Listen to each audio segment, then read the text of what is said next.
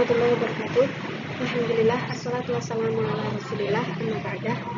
Perkenalkan, nama saya Mar'atu Solihah dari Prodi Hukum Ekonomi Syariah semester 4. Kebetulan di sini saya mendapatkan tugas untuk membuat video mata kuliah fikih perbandingan mazhab yang diampu oleh Bapak Ahmad Mansobah SHI MSI dengan judul Istinbatul Ahkam Mazhab Zahiri. Mazhab Zahiri.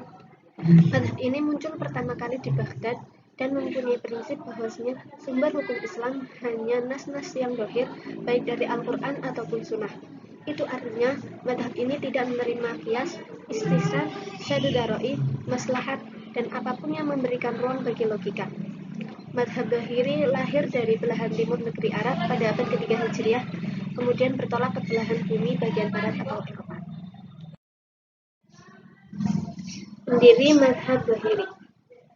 Beliau bernama Abu Sulaiman Daud bin Ali bin Khalaf al-Asbahani al-Baghdadi. Lahir di Baghdad pada tahun 202 Hijriah, wafat pada tahun 270 Hijriah.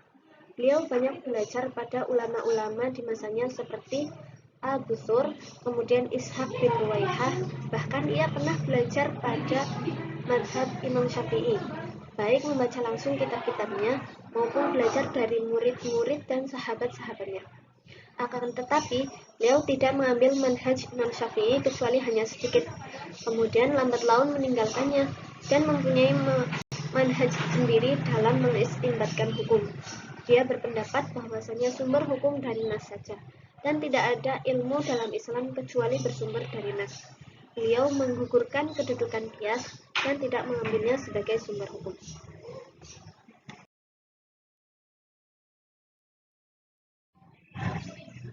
Mazhab ini tersebar luas di zamannya meskipun pengikutnya lebih sedikit dari penentangnya, karena mazhab ini menentang taklid secara mutlak. Beliau banyak menulis kitab seperti Ibtul Aqlid, Ibtul Aqiyas, Al-Hujjah, dan Al-Mufassar wa Al-Mujmal. Pada abad ke-5 Hijriah, mazhab ini mulai hilang. Namun ketika Ibnu Hazm lahir, pada abad ke-5 Hijriah, dengan segala usahanya, mazhab ini muncul dan dibangun kembali dengan meletakkan dasar-dasar mazhab. Adapun murid-murid Imam Daud al-Zahiri adalah Ibrahim bin Muhammad yang bergelar Nahdawi, Zakaria bin Yahya as-Saji, Abbas bin Ahmad bin Al-Fadl al-Quraisy, Abdullah bin Muflis, Muhammad bin Daud al-Zahiri, Muhammad bin Ishaq al-Qoshani, Yusuf bin Ya'qub bin Mahran.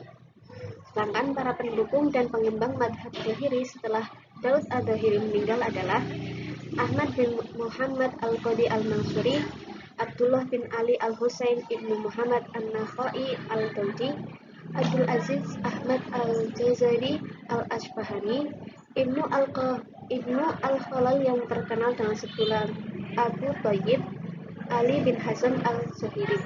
Dialah yang banyak mengembangkan mazhab Zahiri ini. Kemudian sebagai pengembang mazhab, yaitu beliau Ibnu Hazm.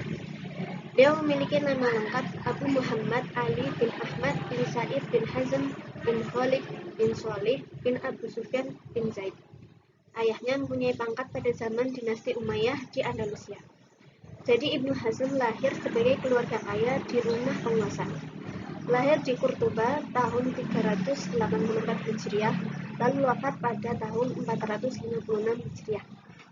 Dari kecil beliau rajin belajar fikih Maliki untuk pertama kali, sebab itu adalah mazhab resmi yang dianut oleh penduduk Andalus waktu itu.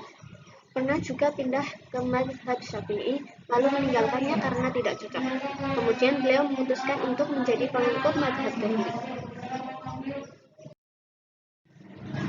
Seperti disebutkan di atas, bahwasanya Imam Daud al-Zahiri yang sempat mengagumi Imam Syafi'i akhirnya menolak ijtihad beliau tentang qiyas. Kemudian Daud al-Zahiri mengemukakan teori kajian hukum yang lebih menekankan pada pengalaman literaris untuk diaplikasikan pada kenyataan kehidupan mukallaf. Dan itulah menurutnya yang disebut istidlal. Dengan demikian, menurutnya sumber hukum itu adalah Al-Quran dan As-Sunnah.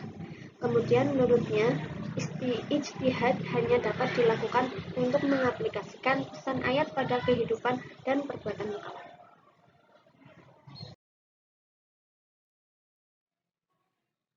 Metode istinbatul ahkam madhab Dhuhri. Perlu ditegaskan bahwasanya Ibnu Hazm sangat berpegang teguh pada nas. Ia merumuskan bahwa dasar-dasar hukum syara hanyalah 4, yaitu Al-Quran, hadis, ijma, dan al-dalil. Adapun al-dalil menurut Ibnu Hazm ada 4 macam, yaitu 1. Tetap pada hukum semula, istishab hal. 2. Batas minimal suatu jumlah atau ukuran, aqallu makilah. 3. Ijma untuk meninggalkan suatu pendapat. 4. Ijma bahwa suatu hukum pada dasarnya berlaku untuk semua umat Islam. Dengan keempat dasar inilah hukum-hukum agama dapat diketahui, dan keempat dasar atau sumber ini semuanya kembali kepada nas. Jadi bagi Ibnu Hazm tidak ada jalan lain untuk mengetahui hukum agama kecuali dari salah satu sumber yang 4 ini, yaitu Al-Quran, hadis, ijma, dan al-dalil.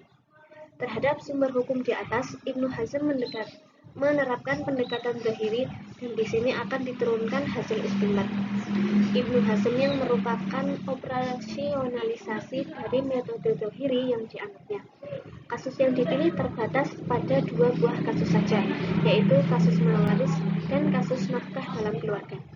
Hasil istinbatnya kemudian disandingkan dengan pendapat jumhur ulama. Demikian yang dapat saya sampaikan, kurang lebihnya mohon maaf. Wallahul muwaffiq ila aqwamit thoriq. Wassalamualaikum warahmatullahi wabarakatuh.